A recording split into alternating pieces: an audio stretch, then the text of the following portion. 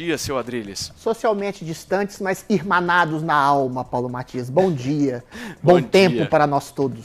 Bom dia, eu já vejo ele aqui no telão conosco, diretamente de Brasília, Zé Maria Trindade. Bom dia, Zé. Salve aqui no olho do furacão, no Planalto Central do país. Vamos lá, Paulo, vamos aí. O papo é bom. E eu tô vendo também aqui a Paulinha. Bom dia, Paulinha. Conta pra nós qual que é a hashtag de hoje.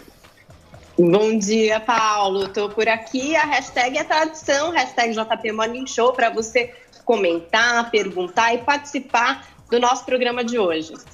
Muito bem, produção, o Vini já tá ao vivo aqui conosco ou ainda não? Ainda não?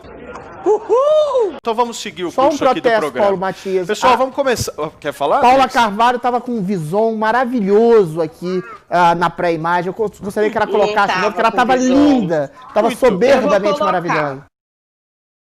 Eu vou colocar, não é vison não, isso aqui é sintético, é quase uma lhama, entendeu? Você matou que animal aí, Paulinha? Muito bem. Amor, isso aqui não é pele, isso aqui é promoção, isso daqui é coisa sintética. Você matou algum bicho em nome da estética, Paula Carvalho? Muito bem. Não, amor, não, isso aqui é tudo muito sintético, bem. Não se engane. Amém. Não, eu queria aqui fazer um pedido para a nossa ilustre produção. Ô, seu Arcon ou dona Fernanda, parem de falar no meu ouvido, meus caros. Agradeceria bastante. Vocês estão fazendo o que aí como diretor? Seu Serruela! Seu Zoreiudo! Vamos lá, pessoal. Bora começar então o programa de hoje em alta voltagem. Todo mundo acompanhou nesses últimos dias as discussões em torno dos antifas, os manifestantes que foram para as ruas se dizendo antifascistas. Para a gente entender as coisas, precisamos pensar tanto nos Estados Unidos, com os protestos iniciados em razão da morte do negro George Floyd, como no Brasil, com os atos populares a favor e contra o governo Bolsonaro. No último fim de semana, o encontro desses dois grupos na Avenida Paulista, em São Paulo, terminou em confusão. Nesse primeiro bloco do programa, a gente vai falar tanto da situação nos Estados Unidos quanto do nosso cenário doméstico. E para começar a nossa discussão, recupero aqui uma declaração do próprio presidente Jair Bolsonaro. Na noite de terça-feira, falando a apoiadores e jornalistas à porta do Palácio da Alvorada, ele chamou os antifas de marginais e terroristas. O presidente foi questionado especificamente sobre a questão nos Estados Unidos, mas aproveitou para dizer que no Brasil há antifas em campo. Deixa eu abrir aspas para ele. Começou aqui no Brasil com os campos... Com os antifas em campo, perdão. Um motivo, no meu entender, político, diferente dos Estados Unidos. São marginais, no meu entender, terroristas, fecho aspas. E está junto aqui conosco também o Vini. Deixa eu dar bom dia para o Vini, que eu não dei ainda. Tudo bom, seu Vini? Muito bem, deixa eu começar dando o nosso bom dia aqui ao nosso convidado especial, ele que é senador da República, Randolph Rodrigues. Bom dia, senador. Muito obrigado pela sua participação. Bom dia, Paulo. Prazer estar com você. Prazer estar com todos aí. Vini, Zé Maria, Driles, Paulinha. Abraço em todos. Senador, deixa eu já começar com uma pergunta para o senhor, então. Como é que o senhor classifica os antifas? O que são antifas no Brasil? Vamos lá. Nós temos, como historiador, tenho que ser leal ao que faço, leal à minha conduta. A origem de antifascista é nos Estados Unidos, em 1922, 1924, e é um movimento que se contrapõe ao fascismo, que tinha sido inaugurado um ano antes, na Itália, com a ascensão de Benito Mussolini ao poder. É fundado nos Estados Unidos, naquele momento, exatamente como uma reação de ítalo-americanos à doutrina fascista que existia lá. Então, a única conceituação que existe, que eu posso dar, é esta. Nós não podemos fugir da conceituação histórica. Se querem organizar um movimento e se compreendem, e no meu sentir, existe razão para compreender, se qualquer governo que faça culto à personalidade, qualquer governo que tenha nacionalismo exacerbado,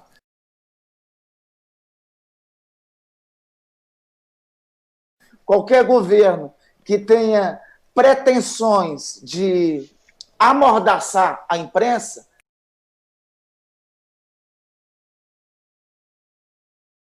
é um governo que tem características fascistas. Isso leva, em qualquer lugar do mundo, para surgirem movimentos em contraponto a isso. Como a origem histórica é nos Estados Unidos em 1924, como reação à ascensão de Mussolini na Itália em 1922, daí essa denominação. Muito bem. Adrilles Jorge, você quer fazer alguma pergunta para o senador? Eu quero fazer uma colocação. Eu concordo com a conceituação histórica do brilhante historiador e senador Rodolfo Rodrigues, mas a gente sabe que as teorias se transformam em outra coisa, eventualmente, inclusive até no seu oposto. Os antifas se transformaram, infelizmente, na antítese daquilo que eles se propunham a fazer, que é combater o fascismo, né?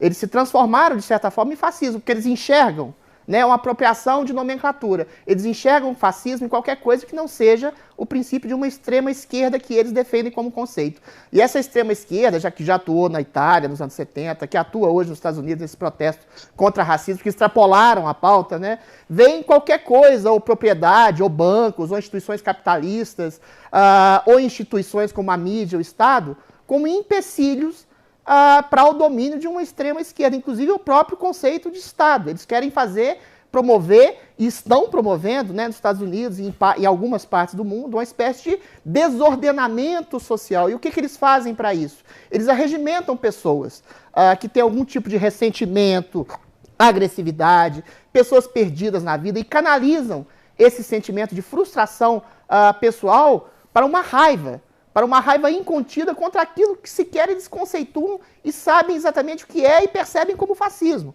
No Brasil, a gente percebe isso de maneira muito clara na declaração do Bolsonaro. Ora, eu realmente acho que há, no discurso de alguns bolsonaristas, um certo espírito totalitário, ditatorial, de rememoração à ditadura, mas o próprio Bolsonaro tem uma saudade meio idílica, utópica, e de uma defesa relativizada da ditadura, que pode ser considerada um movimento democrático, que não há nenhuma ação fascista ou ditatorial no presidente. E, em contraposição, esses movimentos que estão se articulando hoje, que falam em nome da democracia, de homem de camisa preta. Aliás, camisa preta era um símbolo fascista, com o punho em riste, jogando paus e pedras na polícia, erguendo barricadas, ou queimando a bandeira brasileira, agredindo, depredando instituições, ou mesmo agredindo pessoas. Isso é a essência de um movimento fascista que se coloca como antifascista.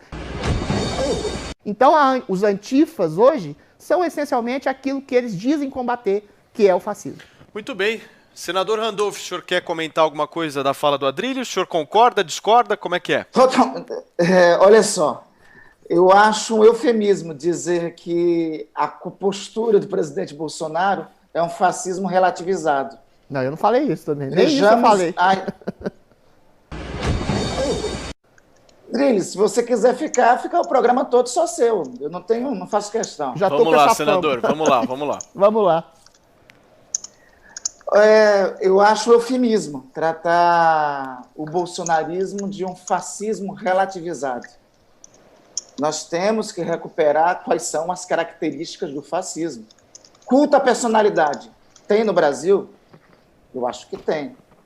Junto com isso, nacionalismo exacerbado, buscando justificar razões autoritárias. Temos. Desrespeito às pilastras do Estado liberal, do Estado democrático de direito, que tem origem no liberalismo. Temos.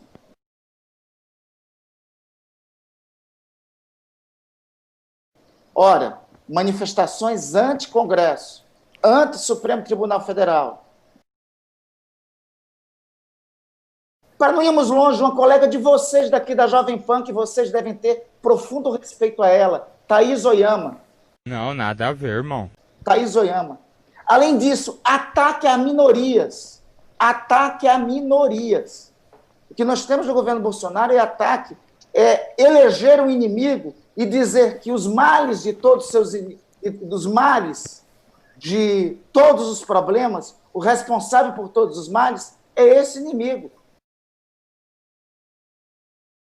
Foi assim com os judeus, era assim com os comunistas, tanto por parte do movimento fascista quanto do movimento nazista. É isso. Ok, senador. Senador, só um minuto, Adrilles, eu vou ter que passar a palavra para o qualquer ideologia totalitária deve ser refutada, seja ela qual for. Eu sou contra qualquer movimento que tenha caráter guerrilheiro. Ok. Eu sou favorável a qualquer movimento que busca, dentro da livre manifestação e das regras do jogo democrático, mudar o sistema.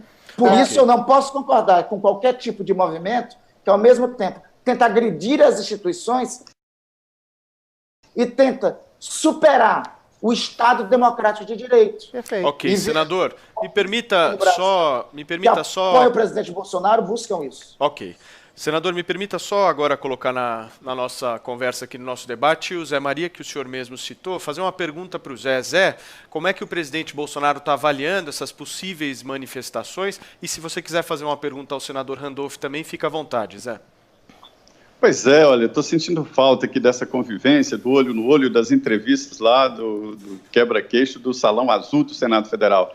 Senador, enquanto o senhor falava aí das características do fascismo, eu compreendi direitinho aí, me lembrei do governo Lula, que é aquele nacionalismo exacerbado do eu contra eles, né, de agressão também à imprensa, tentativa de aumentar poderes, e houve, inclusive, o senhor sabe, uma tentativa de aprovar uma emenda para possibilitar a reeleição, mais uma vez. Então, são características muito fortes do governo Lula, inclusive uma tentativa de fazer o controle social da mídia. Então, são várias características.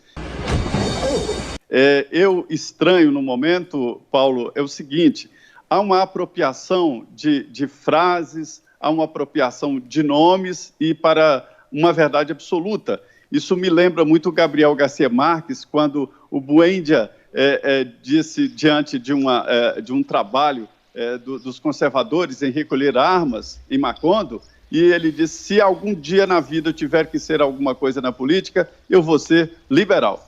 Porque ele não gostou dos conservadores recolhendo, inclusive, facas de cozinha, deixando todo mundo sem trabalhar em casa para fazer comida. Então, é a apropriação de um símbolo, ou seja, pela democracia. Olha, quem não é isso? Todo mundo é pela democracia. Contra o fascismo. Quem não é contra o fascismo? Então, há uma apropriação e sem indicar realmente onde está. É evidente que o senhor não é favorável ao fascismo, eu não sou, o governo Bolsonaro não é, o governo Lula também não é favorável. Só um minuto, senador, só um minuto, eu já passo a palavra para o senhor. Vamos lá, Zé. Então, assim, ninguém é favorável ao fascismo, ninguém é contra a democracia, mas existem movimentos que dão a impressão de que quem não entra neste movimento é contra. Eu queria exatamente deixar para o senhor comentar esta apropriação que eu considero indevida desses símbolos e dessas palavras, né? Ok, vamos lá, senador, vou pedir para o senhor ser bem breve, por favor. Zé, nem ao fascismo, nem ao bolsonarismo, muito bem ao lulismo. Eu não considero que salvadores da pátria melhorarão a nação, seja qual for. Agora, vamos fazer a separação. Eu quero chamar você como meu testemunho. Você me acompanhou em Brasília quando lá cheguei, quando fui eleito a primeira vez em 2010. Fui oposição ao governo petista naquele momento. Sei. E assim, fui oposição ao governo petista, apoiei a Operação Lava Jato. Aliás, quando alguns aliados do presidente Bolsonaro de hoje, como o Centrão, estavam contra a Operação Lava Jato, eu estava lá, apoiando a operação.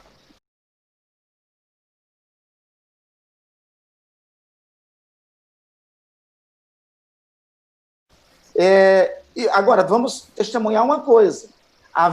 O próprio ex-presidente Lula, refutou a possibilidade de terceiro mandato, né, em 2010. Refutou a possibilidade de mudar a Constituição para isso, que eu acharia uma ofensa. Aliás, uma outra característica que deve ser refutável é esse tipo de tentar cooptar as instituições por dentro e impedir a liberdade de imprensa, que é o que acontece na Venezuela, né? Assim, culto à personalidade existem em modelos à extrema-direita e existem em modelos à extrema-esquerda. Está aí, por exemplo, o stalinismo, né? Ok. Adriles, em 20 segundos, claro, que eu não, 10 preciso segundos. seguir aqui. É só uma manifestação simples. A crítica ao Supremo, a crítica ao Legislativo, ou mesmo a crítica à própria imprensa, ao contrário do que o senhor diz, eu acho que é sinal de uma maturidade democrática. Em nenhum momento o governo Bolsonaro quis derrubar o Supremo, ou derrubar o Legislativo, ou mesmo cercear os poderes da imprensa. Essa crítica a essas vozes que sempre foram hegemônicas no Brasil, e sempre houve crítica ao Executivo, mas nunca houve uma crítica ao Supremo Tribunal Federal, a voz da imprensa e a voz do Legislativo é o sinal de uma maturidade, de uma cidadania mais aprimorada do povo brasileiro, que enxerga nesses poderes aquilo que eles são, poderes que podem e devem ser criticados. Ok, senador, eu já vou passar a palavra para o senhor, mas deixa eu adicionar aqui na nossa conversa a questão do risco, seja real ou imaginário, da gente ter uma intervenção militar no Brasil. Depois do Celso de Mello, foi a vez do ministro Sérgio Moro falar sobre isso, né, Vini? Conta para nós. Foi isso, Paulo, em uma live promovida pela Arco Advice, o ex-ministro da Justiça falou um pouquinho aí, um artigo para o jornal Globo, onde ele complementa um pouco dessa análise e diz o seguinte: não é o caso de falar em totalitarismo ou mesmo em ditadura no presente momento, mas o populismo com lampejos autoritários está escancarado. Há espaço para todos, não há problema de militares no governo considerando seus princípios e preparo técnico. Não há espaço, porém, para ameaçar o país invocando o falso apoio das Forças Armadas para aventuras, foi a fala do ex-ministro Sérgio Moro nesse artigo para o Globo. Paulo. Muito bem, Vini. Vamos ouvir então o nosso senador Randolph Rodrigues, nosso convidado aqui do Morning Show de hoje. Senador, intervenção militar, risco real ou imaginário? Responde para nós. Não, eu não acredito, não é pela vontade do presidente, Paulo. Eu não acredito pela lealdade das Forças Armadas à Constituição. Eu tenho profunda convicção na lealdade dos comandantes militares, na tradição das Forças Armadas, construída principalmente nos últimos 30 anos. E isso é uma aventura que eu não penso passar pela cabeça das Forças Armadas. Agora, o presidente da República, eu acho que deseja isso, anseia isso. Naquela tal reunião ministerial do dia 22 de abril, ele falou algo, uma das coisas que mais me preocupou naquela reunião ministerial foi ele falar que queria que as pessoas se armassem, que todo mundo tivesse arma. Isso aí, o que eu acho que inclusive ele incendeia, é um sentimento chavista, de levante das Forças Armadas por dentro, de levante de patentes menores, de organização paralela de milícia.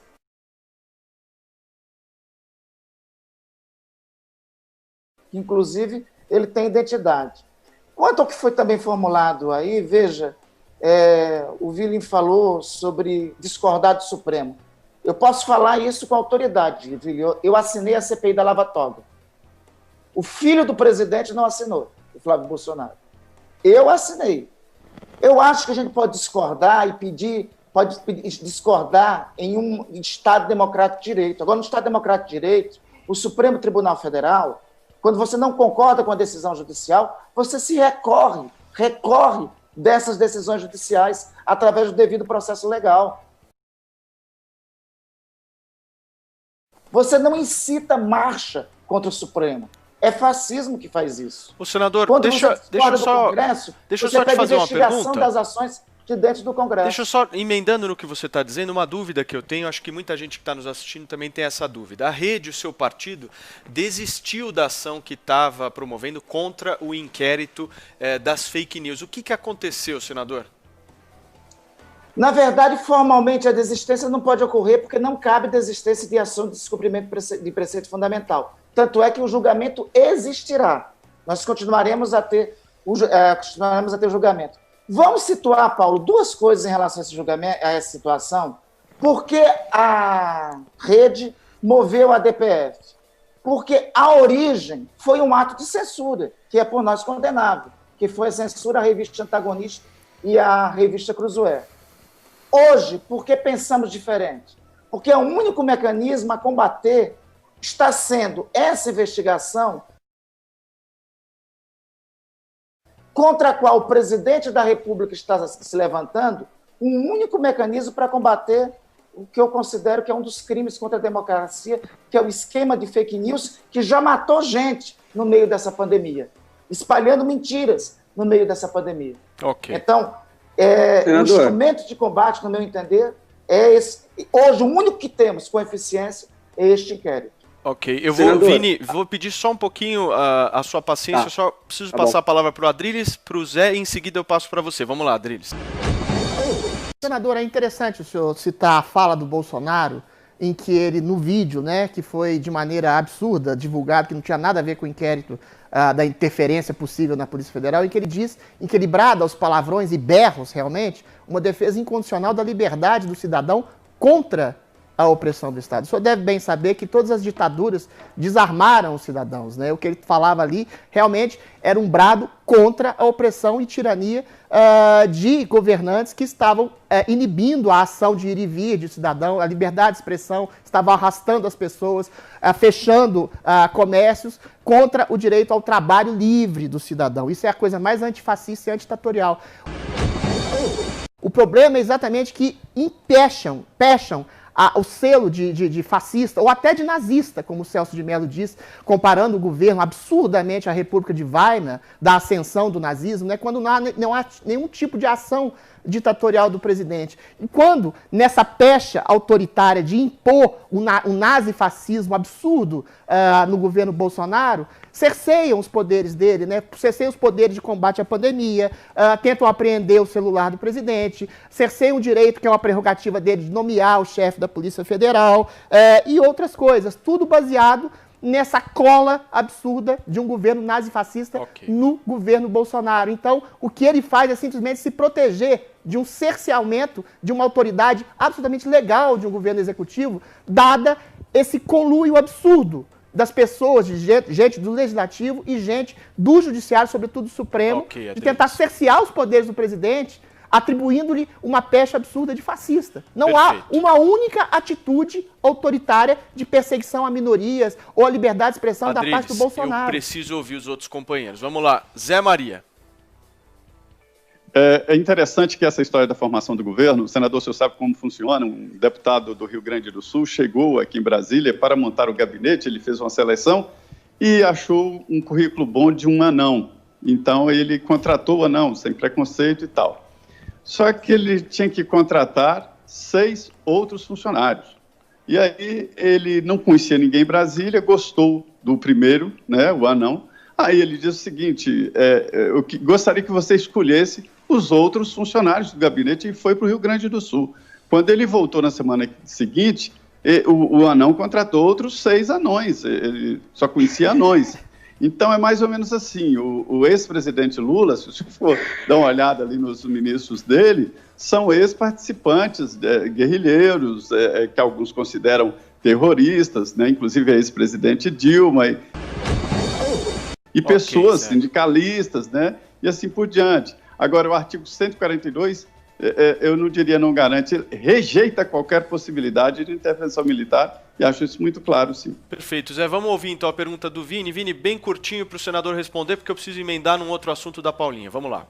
Vamos lá, claro. Senador, este inquérito das fake news que o senhor citou, de alguma forma impulsionou até essas manifestações desses grupos que estão sendo aí associados e acusados de fascistas, que por sua vez reclamam de uma certa ditadura do STF por esses inquéritos, né? O inquérito da fake news, a divulgação do Celso de Mello daquele vídeo, então que o governo estaria sendo cerceado aí pelo judiciário. Qual a avaliação que o senhor faz dessa acusação desses manifestantes e também de integrantes do governo e até de aliados? O filho do presidente chegou a falar em ruptura por causa dessas ações do STF. Qual a avaliação que o senhor faz disso? A declaração de ruptura é descabida, é inaceitável. Como é que um deputado federal, como eu, congressista que sou, que assumiu o compromisso de respeitar esse livrinho aqui, que é a Constituição da República Federativa do Brasil, faz ameaça de ruptura, sendo ainda esse deputado federal filho do presidente da República. Isso é um atentado contra o Estado Democrático de Direito. E, veja, Gris, isso é fascismo. Isso é instinto autoritário.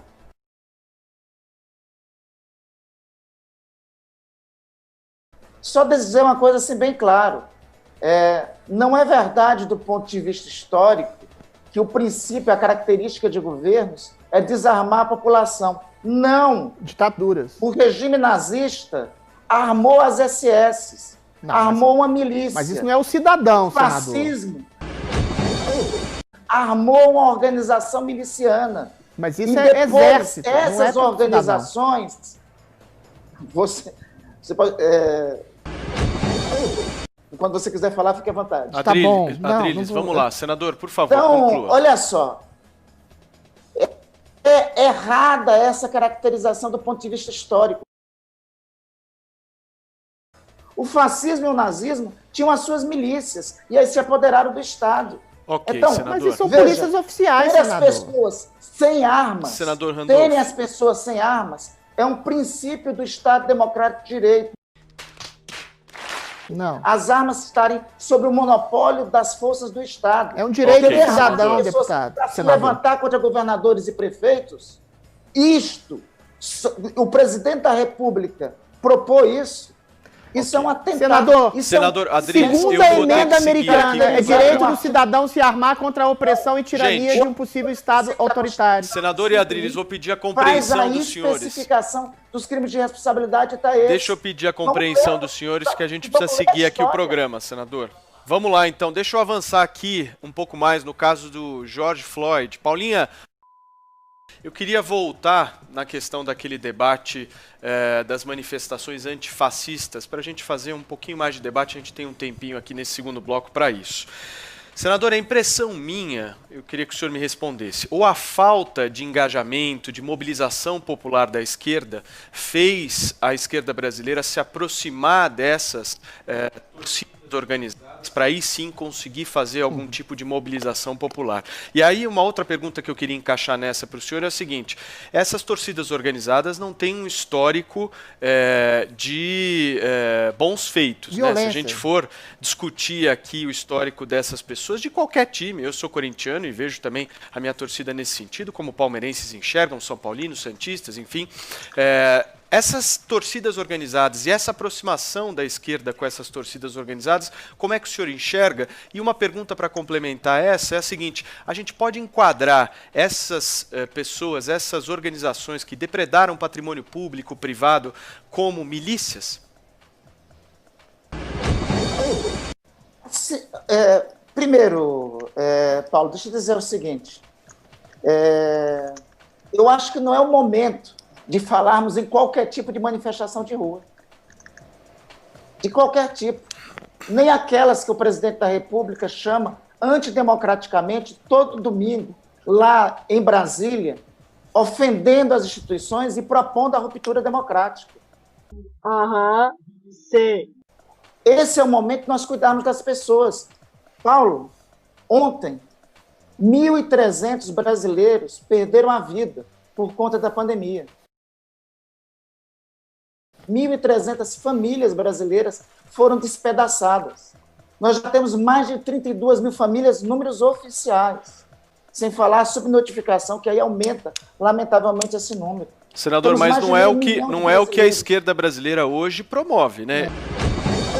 Eu entendo esse discurso do senhor, concordo plenamente com o que o senhor está dizendo, mas não é esse o discurso que a esquerda está promovendo, né? Pela esquerda brasileira.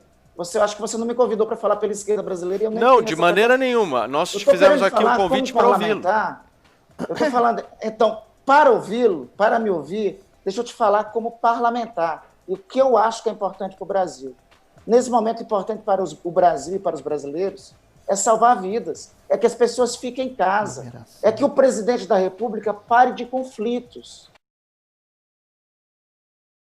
Não é hora de pensarmos em manifestação. Vamos pensar em manifestação quando a curva da pandemia baixar. Eu concordo plenamente com o senhor, senador, mas não é, infelizmente, senador, não é infelizmente o que nós vemos hoje no Brasil, inclusive propagado por muita gente que falava para as pessoas ficarem em casa. Exatamente. O meu ponto aqui, senador, é o seguinte: eu acho uma só para concluir, senador, aí eu passo para o senhor.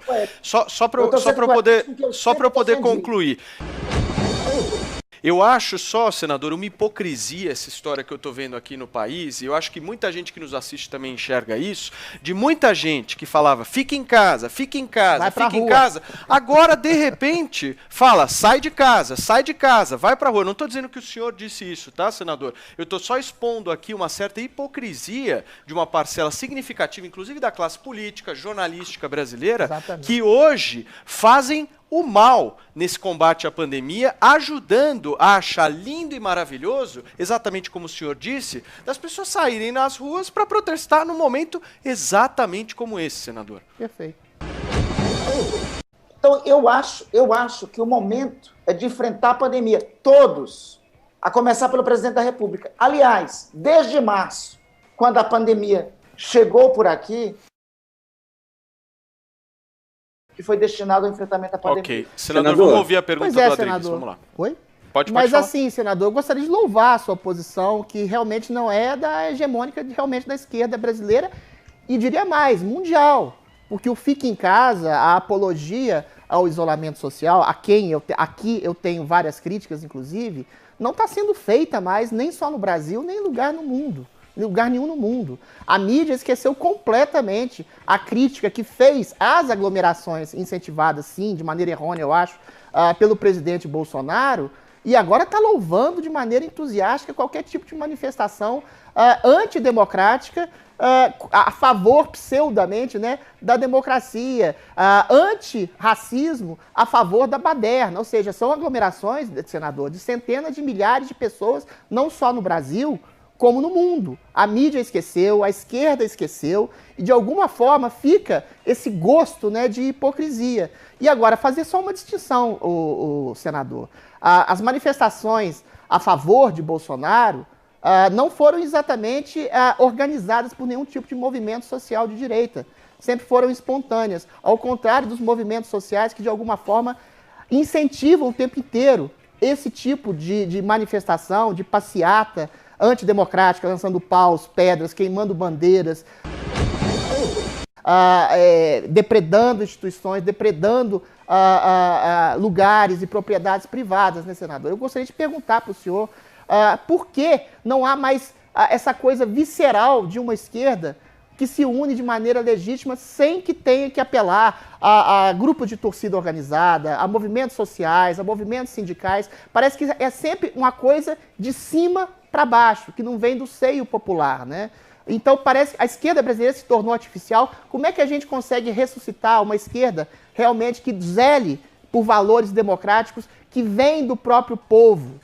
E não faça incentivos ditatoriais para as pessoas quebrarem instituições, quebrarem propriedades e agredir pessoas. Me permita só fazer um complemento nessa fala aqui do Adriles. Eu tô querendo colocar isso no debate, senador, exatamente para a gente enriquecer.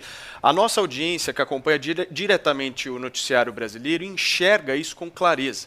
A imprensa brasileira, na sua grande parte, eu não vou aqui generalizar, mas existem sim alguns veículos de comunicação que promovem isso, intitulam, por exemplo, uma manifestação em apoio ao presidente Jair Bolsonaro como uma manifestação antidemocrática. Qual é a razão? Cartazes levantados pedindo intervenção militar. Eu sou contra a intervenção militar, eu sou um democrata e acredito na democracia. Agora, o que aconteceu no último domingo, aqui especificamente em São Paulo, foram manifestações que essa mesma parte da imprensa disse que eram manifestações democráticas que depredaram patrimônio público, depredaram patrimônio privado, partiram para a violência, ou seja, isso não é democracia. E o meu ponto aqui, senador, é o seguinte: eu acho que nós temos que ter pesos e medidas iguais para as duas coisas. Da mesma maneira que uma pessoa levanta um cartaz dizendo que não quer mais democracia, é um ato antidemocrático. Da mesma maneira como alguém sai às ruas para destruir o patrimônio privado de uma pessoa que lutou, batalhou a vida inteira para construir aquilo, também é uma manifestação antidemocrática. É só isso. Vamos lá. Bom, primeiro é o seguinte: não tem nada de espontâneo nas manifestações em relação ao presidente Jair Bolsonaro. Elas são articuladas pelo senhor Carlos Bolsonaro, filho do presidente, Tá bom. por um gabinete que é conhecido de gabinete do ódio, que é preparado e profissionalizado para espalhar fake news. Essas manifestações não têm nada de espontâneo. E quem fez o incentivo para as pessoas irem às ruas contra as normas sanitárias foi o presidente da República em primeiro lugar e todos esses que os apoiam. As agressões dessas manifestações que apoiam o presidente são de duas ordens. Não são somente cartazes antidemocráticos contra o Supremo Tribunal Federal. Ora, nós estamos desconhecendo os jornalistas que já foram agredidos por estarem no exercício do seu trabalho na frente do Palácio Planalto, jornalistas do Estado de São Paulo, de vários outros. Não, nada a ver, irmão. Então, enfim, não tem nada de pacífico nessa. E, eu repito, não tem ninguém que tem que ir à rua. Eu disse isso em março, estou dizendo isso em abril, estou dizendo isso em maio, estou dizendo em junho. Outra coisa, oposição a Jair Bolsonaro tentam colocar num rótulo de esquerda. Oposição a Jair Bolsonaro é civilizatório, gente. Sei. É civilizatório, é contra a barbárie. Eu quero todos os setores democráticos neste campo de oposição. Olha, e gente, nesse momento senador, eu até quero sobre isso. concentração. Nesse momento eu quero concentração de todas as forças, de todos os lados, em enfrentar a pandemia. Eu queria isso do meu presidente do meu país. Eu seria o primeiro a ajudar se o presidente do meu país tivesse concentrado nisso desde 26 de fevereiro, quando nós tivemos a informação do primeiro caso. Se não for dia 26 de fevereiro, que tivesse sido dia 17 de março, quando nós tivemos a primeira morte pela pandemia. Nós não estaríamos nessa situação que estamos. Ok, senador Randolfo Rodrigues, infelizmente a gente vai ter que se despedir do senhor, porque o nosso tempo se esgotou, mas a gente queria muito agradecer pela sua participação, senador. Eu que agradeço. Valeu e até a próxima. Um abraço. Tchau. Muito bem, o Morning Show vai para mais um rápido intervalo